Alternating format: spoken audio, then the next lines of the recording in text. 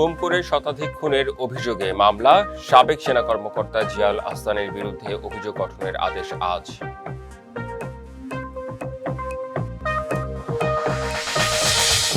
নির্বাচন নিয়ে ভুয়া তথ্য ও বিভ্রান্তি মোকাবেলায় জাতিসংঘের সহায়তা চান প্রধান উপদেষ্টা, ফলকার তুর্কের সঙ্গে ফোরালাপ।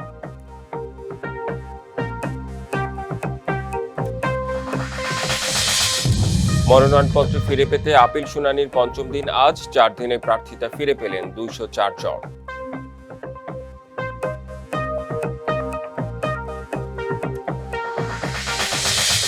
চট্টগ্রামে 16টি আসনের দায়িত্বে 43,000 নির্বাচনী কর্মকর্তা। যাচাই বাছাই হচ্ছে বিগত নির্বাচনী কর্মকর্তাদের ভূমিকা।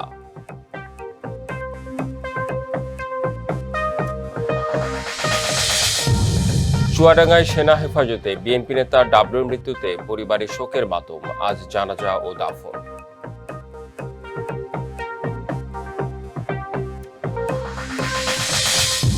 এবং ইরানের সরকার বিরোধী বিক্ষোভকারীরা দেশপ্রেমিক বললেন ট্রাম্প, যুক্তরাষ্ট্রের হামলার হুঁশিয়ারিকে অগ্রহণযোগ্য বলছে রাশিয়া।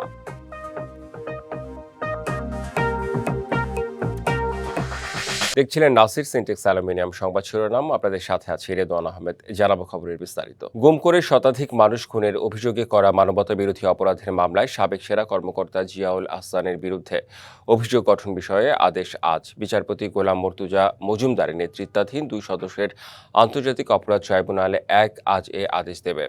গত বৃহস্পতিবার প্রসিকিউশনের পক্ষে অভিযোগ গঠন চেয়ে এবং আসামি পক্ষের অব্যাহতির আবেদনের শুনানি শেষে আদেশের এদিন ধার্য করে আদালত। শুনানি করেন চিফ প্রসিকিউটর তাজুল ইসলাম। অন্যদিকে জিয়াউল আহসানের পক্ষে শুনানি করেন সিনিয়র আইনজীবী মনসুরুল হক চৌধুরী।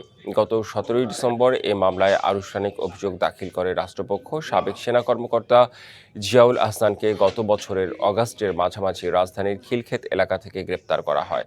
রাষ্ট্রপক্ষ জানায়, জুলাই অগাস্টের প্রথম শহীদ আবু সাইদ এবং আশুলিয়ায় মরদেহ পোড়ানোর মামলা দুটিও শুনানির জন্য ট্রাইব্যুনালের কার্যতালিকায় রয়েছে।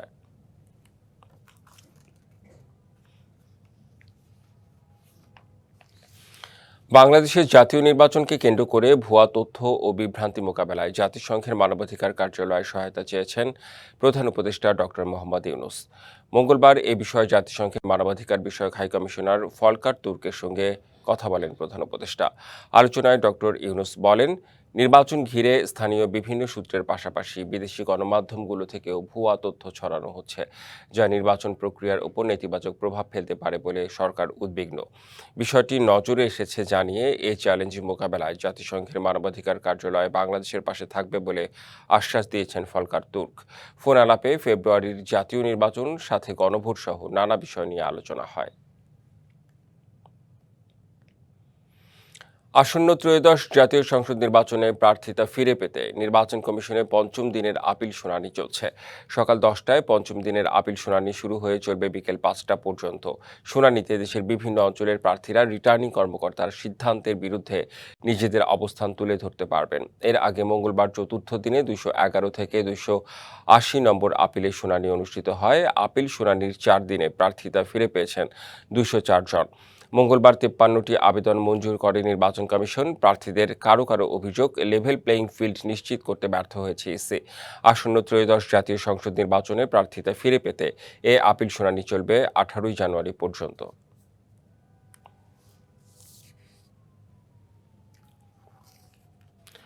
বিগত নির্বাচনে প্রো-অ্যাক্টিভ দায়িত্ব পালনকারী কর্মকর্তারা এবার নির্বাচনী দায়িত্ব পাচ্ছেন না। চট্টগ্রামে বন্দর নগরীর 16টি সংসদীয় আসনে দায়িত্ব পালন করবেন 43,000 নির্বাচনী কর্মকর্তা। বিগত নির্বাচনে তাদের ভূমিকাও যাচাই বাছাই হচ্ছে। 22শে জানুয়ারি শুরু হবে এসব কর্মকর্তার প্রশিক্ষণ। একটি অবাধ ও সুষ্ঠু নির্বাচনের জন্য কর্মকর্তাদের নিরপেক্ষ ভূমিকার পাশাপাশি রাজনৈতিক দলগুলোরও সহায়তা চায় নির্বাচন কমিশন।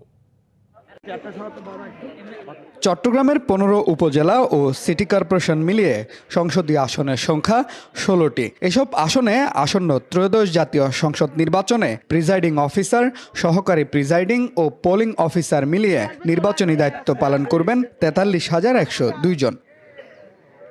এসব কর্মকর্তার প্রশিক্ষণ শুরু হচ্ছে 22শে জানুয়ারি থেকে। তবে বিগত নির্বাচনগুলোতে অতি উৎসাহে দায়িত্ব পালন করা কর্মকর্তারা এবার দায়িত্বে থাকছেন না। অভ্যন্তরীণ তদন্তের মাধ্যমে কর্মকর্তাদের সম্পর্কে খোঁজ নেওয়া হচ্ছে। আমাদের তো প্রায় সারা জেলায় 43,000-এর উপরে বেশি নির্বাচনী কর্মকর্তা রয়েছেন। তো এটা তো খুবই ভয়াবহ একটা বিষয় যে সব এই অল্প সময়ের মধ্যে সবাইকে পুঙ্খানুপুঙ্খভাবে বিচার করা। তবে কেউ যদি প্রোঅ্যাক্টিভ ভূমিকা পূর্বে পালন করে থাকে, হ্যাঁ, প্রোঅ্যাক্টিভদেরকে অবশ্যই আমরা চিহ্নিত করার চেষ্টা করছি এবং তাদেরকে আমরা এই দায়িত্ব দিব না, এরকম আমাদের কার্যক্রম চলমান রয়েছে। একটি অবাধ ও সুষ্ঠু নির্বাচনের জন্য কর্মকর্তাদের নিরপেক্ষ ভূমিকার পাশাপাশি রাজনৈতিক দলগুলোরও সহায়তা চায় নির্বাচন কমিশন। আমরা দেখতে চাই যে নির্বাচন যত ঘনিয়ে আসবে তত যেন কোন্দল না বেড়ে সৌহার্দ্যের মাধ্যমে যেন আমরা সত্যিকার অর্থে একটা উৎসবমুখর পরিবেশে এই নির্বাচন অনুষ্ঠান করতে পারি। এটাই জাতির দাবি, সময়ের দাবি।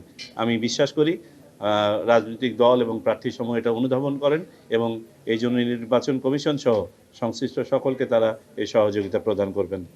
চট্টগ্রামের আসনগুলোতে ভোট গ্রহণের জন্য 1965টি ভোট কেন্দ্র এবং 12,595টি ভোট কক্ষ নির্ধারণ করা হয়েছে।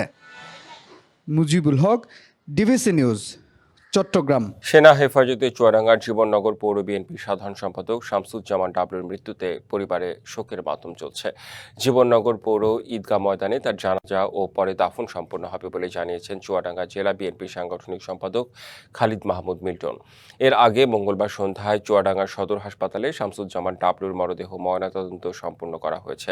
এদিকে স্বামীকে হারিয়ে ছোট ছোট 3 সন্তান নিয়ে ভেঙে পড়েছেন স্ত্রী জেসমিন নাহার। তার দাবি, স্বামীর মৃত্যুর ঘটনায় যারা জড়িত তাদের বিরুদ্ধে যথাযথ তদন্ত করে শাস্তির ব্যবস্থা নেওয়া। এ বিষয়ে আরও জানাতে চুয়াডাঙ্গা থেকে সরাসরি যুক্ত হচ্ছেন সহকর্মী কামরুজ্জামান সেলিম। সেলিম, জানাজা কখন নাগাদ হতে পারে আর বিএনপি নেতার এমন মৃত্যুতে কি বলছে নেতাকর্মী এবং স্থানীয়রা? আসলে জানাজার যে প্রক্রিয়াটা সেটি কিন্তু শুরু হয়েছে। এখন কিন্তু যিনি মারা গেছে তার ভাই কিন্তু বক্তব্য রাখছেন। কিছুক্ষণ আগে জেলা প্রশাসনের পক্ষ থেকে অতিরিক্ত জেলা প্রশাসক এবং পুলিশ সুপারের পক্ষে অতিরিক্ত পুলিশ সুপার কিন্তু এখানে বক্তব্য রেখেছেন।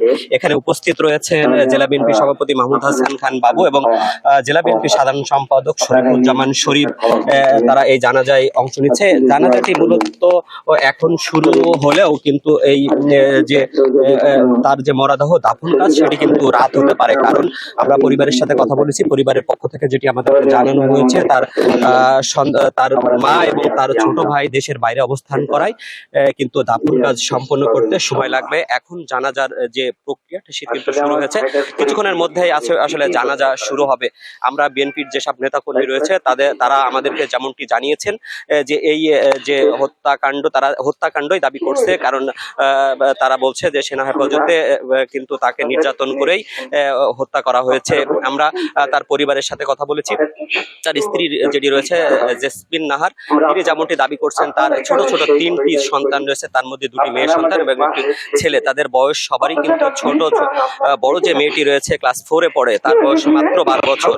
এই 3 সন্তান নিয়ে তিনি কিন্তু অথৈ সাগরে পড়েছে। তিনি দাবি করছেন এই ঘটনার সাথে যারা জড়িত তাদের কিন্তু শাস্তি নিশ্চিত করতে হবে, না হলে তাদের পরিবার কিন্তু সান্ত্বনা পাবে না।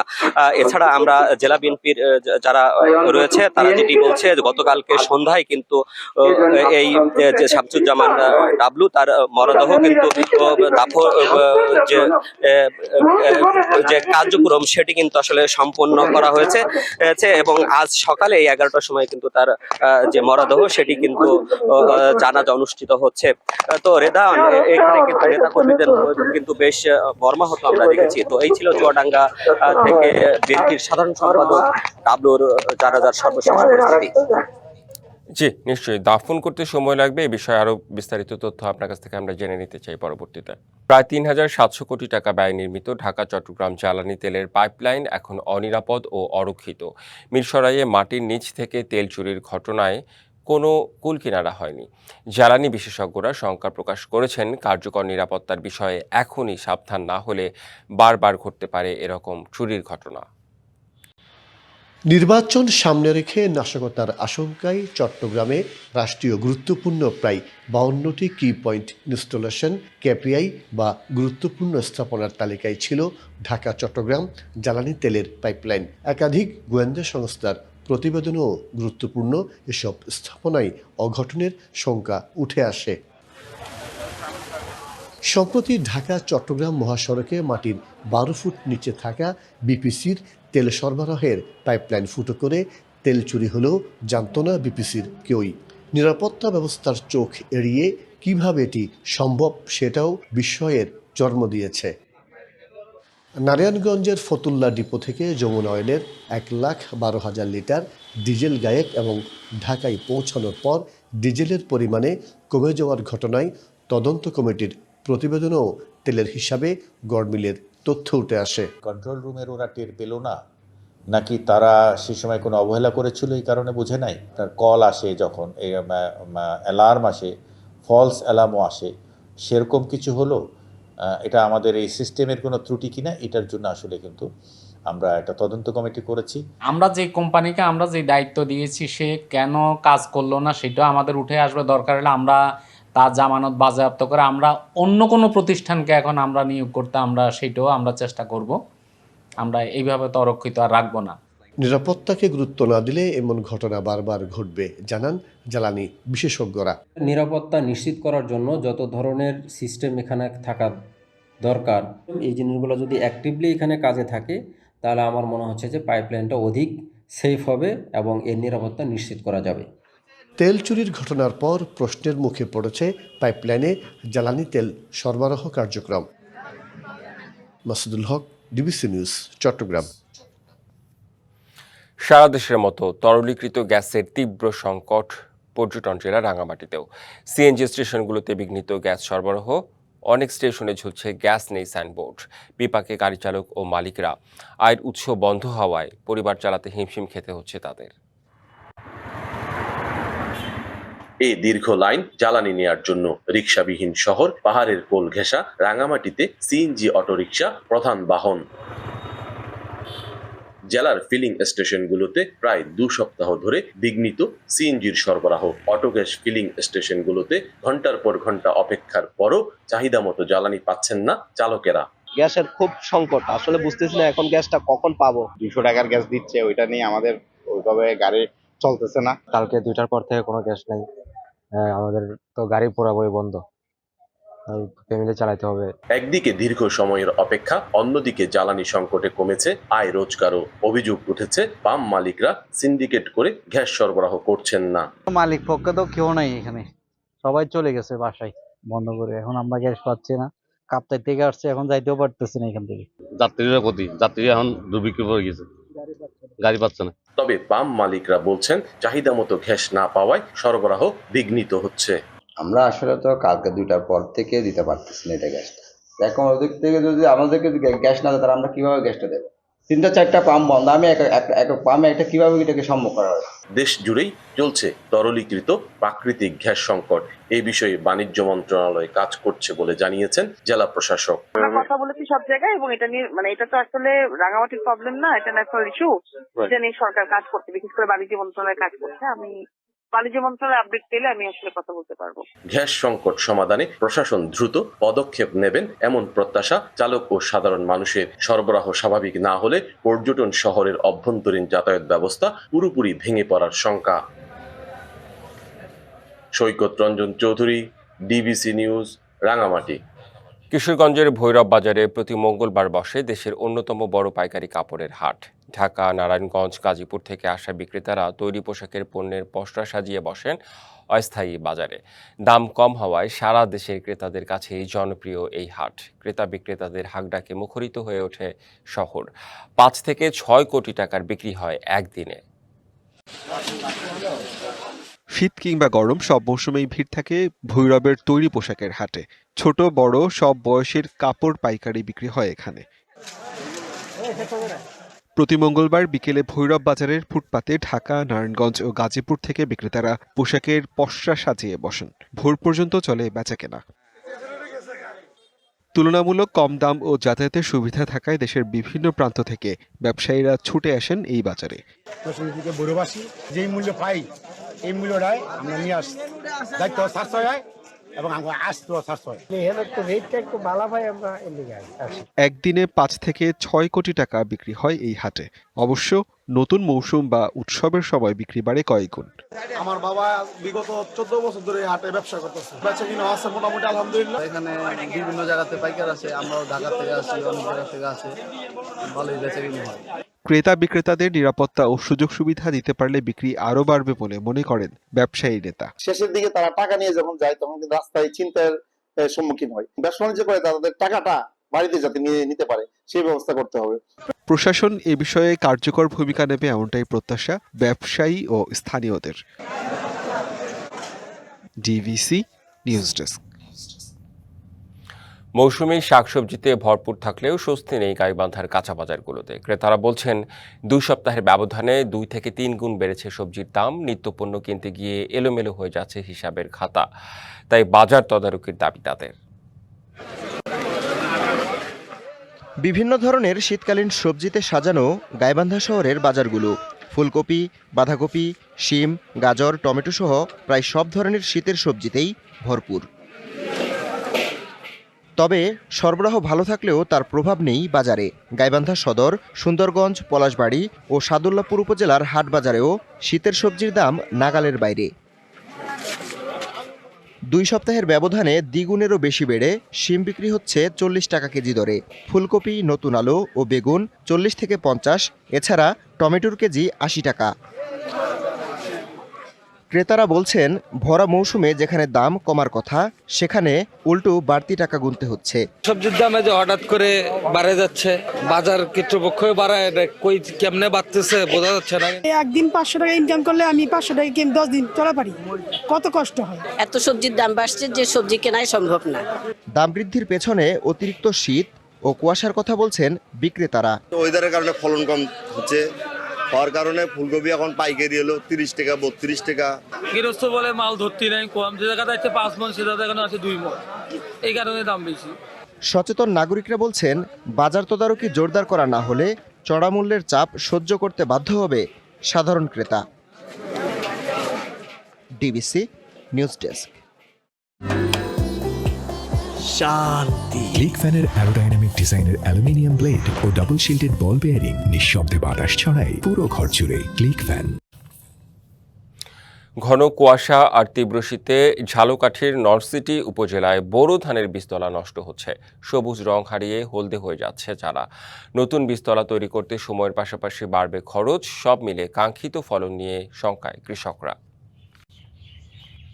পৌষের মাঝামাঝি থেকেই ঝালকাঠিতে জেঁকে বসেছে শীত, সঙ্গে কুয়াশার দাপট। দিনভর সূর্যের দেখা না মেলায় বোরো আবাদের জন্য অনেক বীজতলা নষ্ট হচ্ছে। এতে দুশ্চিন্তার ভাঁজ কৃষকের কপালে। ক্ষেত রক্ষায় তীব্র শীত উপেক্ষা করে কাজ করছেন মাঠে। লোক তো পাওয়াই যায় না, ঠান্ডার মধ্যে তো কেউ নামতে চায় না, অসুস্থ মানুষ। ওই রোয়া এই ঠান্ডার কারণে, কুয়াশার কারণে রোয়া সব মরে যাইতেছে। শীতের কারণে নলছিটি উপজেলার বিভিন্ন এলাকায় চারার গোড়া পচে যাওয়ার ঝুঁকিও দেখা দিয়েছে। সবুজ রং হারিয়ে হয়ে গেছে হলদে। আবহাওয়ার কারণে আমার রোয়ার খুবই পরিস্থিতি খারাপ, এবং কি আপনারা কিছু দেখতে পাচ্ছেন যে ওগুলো সব মরেও গেছে। রইতে পারি নাই, ফসল যেহেতু বছর অনেক কমই বেশি সম্ভাবনা।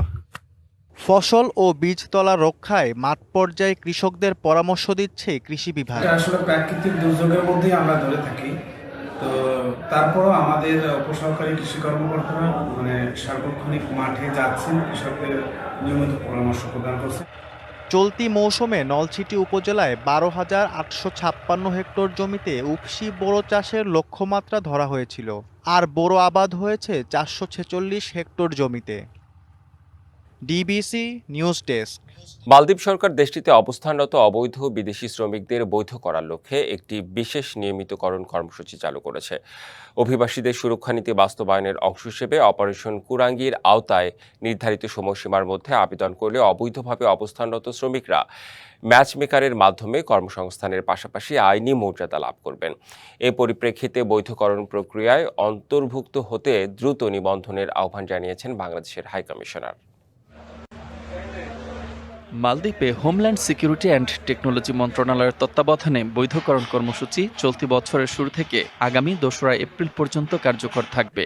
নির্ধারিত সময়ের মধ্যে যোগ্য প্রার্থীরা আবেদন করলে তাদের ওয়ার্ক পারমিট ও অবস্থান বৈধ করা হবে, তবে অবৈধভাবে প্রবেশকারীদের জন্য এ সুযোগ প্রযোজ্য নয়।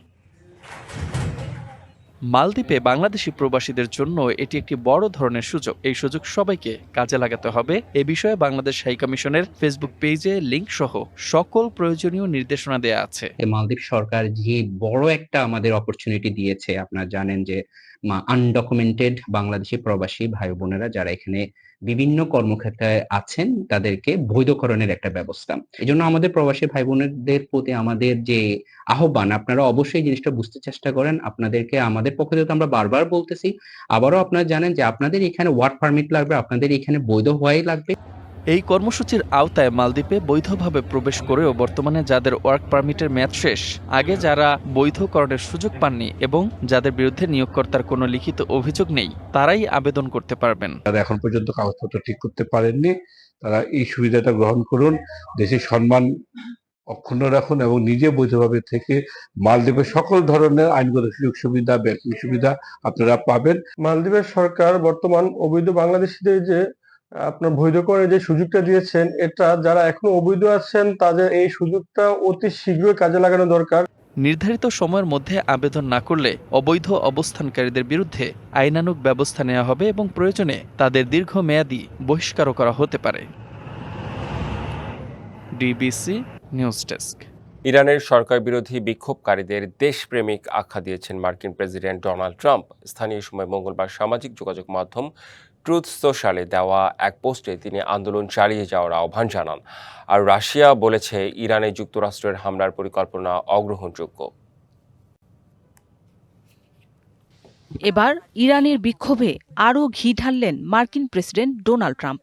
সামাজিক যোগাযোগ মাধ্যম ট্রুথ সোশ্যালে দেয়া পোস্টে ইরানের সরকার বিরোধী বিক্ষোভকারীদের দেশপ্রেমিক আখ্যা দিয়েছেন মার্কিন প্রেসিডেন্ট ট্রাম্প। বিক্ষোভকারীদের আন্দোলন চালিয়ে যাওয়ার আহ্বানও জানান তিনি। ইরানের বিক্ষোভকারীরা দেশপ্রেমিক, নিজেদের প্রতিষ্ঠান দখল নিন, হত্যা ও নিপীড়নকারীদের নাম মনে রাখুন। ইরান সরকারকে চরম মূল্য দিতে হবে। ইরানে বিক্ষোভকারীদের ফাঁসি কার্যকর করা হলে যুক্তরাষ্ট্র খুব কঠোর পদক্ষেপ নেবে বলে সতর্ক করেছেন ট্রাম্প। বিক্ষোভকারীদের উপর হত্যাকাণ্ড বন্ধ না হওয়া পর্যন্ত ইরানি কর্মকর্তাদের সঙ্গে সব বৈঠক বাতিল করা হয়েছে। ইরানে বিক্ষোভকারীদের ফাঁসি কার্যকর ইস্যুতে উদ্বেগ জানিয়েছে অ্যামনেস্টি ইন্টারন্যাশনাল। সংস্থাটির প্রধান অ্যাগনেস ক্যালামার্ট বলেন, এ ধরনের পদক্ষেপ অবিলম্বে বন্ধ করতে হবে। এদিকে ইরানে নতুন করে সামরিক হামলার হুমকিকে সম্পূর্ণ অগ্রহণযোগ্য বলে আখ্যা দিয়েছে রাশিয়া। দেশটির পররাষ্ট্র মন্ত্রণালয় যুক্তরাষ্ট্রের এমন অবস্থানে তীব্র সমালোচনা করে বলেছে, ইরানের অভ্যন্তরীণ অস্থিরতাকে অজুহাত হিসেবে ব্যবহার করে আবারও হামলা চালানো হলে তা মধ্যপ্রাচ্য সহ বৈশ্বিক নিরাপত্তার জন্য ভয়াবহ পরিণতি ডেকে আনবে। যুক্তরাষ্ট্র ও ইরানের মধ্যে সামরিক উত্তেজনা বাড়লে পুরো মধ্যপ্রাচ্যে ভয়াবহ বিপর্যয় ডেকে আনতে পারে বলে সতর্ক করেছে কাতার। মঙ্গলবার দোহায় এক সংবাদ সম্মেলনে দেশটির পররাষ্ট্র মন্ত্রণালয়ের মুখপাত্র মাজেদ আল আনসারি সম্ভাব্য বিপর্যয় এড়ানোর আহ্বান জানান। অন্যদিকে সামরিক হস্তক্ষেপের জন্য যুক্তরাষ্ট্র অজুহাত তৈরির চেষ্টা করছে বলে অভিযোগ তেহরানের। চলমান বিক্ষোভে মৃতের সংখ্যা ২,০০০ ছাড়িয়েছে বলে জানিয়েছে ইরান সরকার। মৌসুমী শান্তা, ডিবিসি নিউজ ডেস্ক। ৯ বছর আগে যে শীতকে বিদায় জানানো হয়েছিল, সেই শীতই আবার ফিরে এসেছে হাঙ্গেরিতে। মধ্য ইউরোপের সবচেয়ে বড় হ্রদ লেক বালাটন এবার পুরোপুরি ঢেকে গেছে বরফে। প্রকৃতির এই বিরল রূপ দেখতে ছুটে আসছে হাজারো মানুষ। তবে এই বরফের উপর হাঁটার ব্যাপারে সতর্ক বার্তা দেওয়া হয়েছে। মধ্য ইউরোপের এই হ্রদটি প্রায় ১ দশকের মধ্যে প্রথমবারের মতো জমে গেছে। প্রায় ৬০০ বর্গ কিলোমিটার আয়তনের হ্রদটি গত কয়েকদিনের তীব্র শীতে প্রায় সম্পূর্ণভাবে জমে গেছে। দীর্ঘদিনের মৃদু শীতের পর হঠাৎ এমন ঠান্ডা ফিরে আসায় অনেকেই এটাকে প্রকৃত শীতের প্রত্যাবর্তন বলে মনে করছেন। শীত আবার ফিরে আসাটা ভালো, এতে পরিবেশ পরিষ্কার থাকে, ব্যাকটেরিয়াও কমে।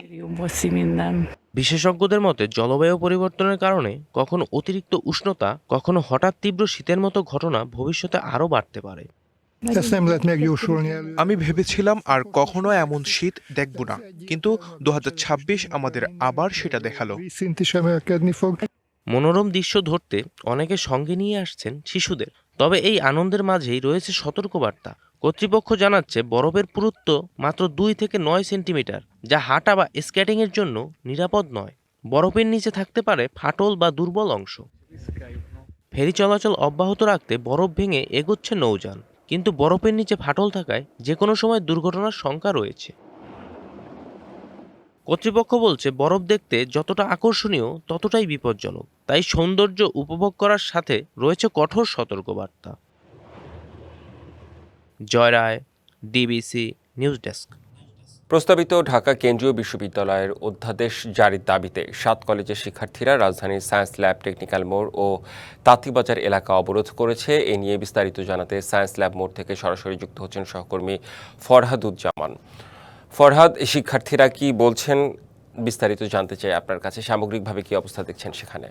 আপনি জানেন যে আজকে পূর্ব ঘোষিত কর্মসূচির অংশ হিসেবে বেলা 11টায় ঢাকা সেন্ট্রাল ইউনিভার্সিটি অর্থাৎ 7 কলেজের শিক্ষার্থীদের অবরোধ কর্মসূচির ঘোষণা ছিল। যদিও আমরা এই মুহূর্তে সায়েন্স ল্যাব মোড়ে রয়েছি, 3টা স্থানে তাদের আজকে অবরোধ কর্মসূচির কথা রয়েছে।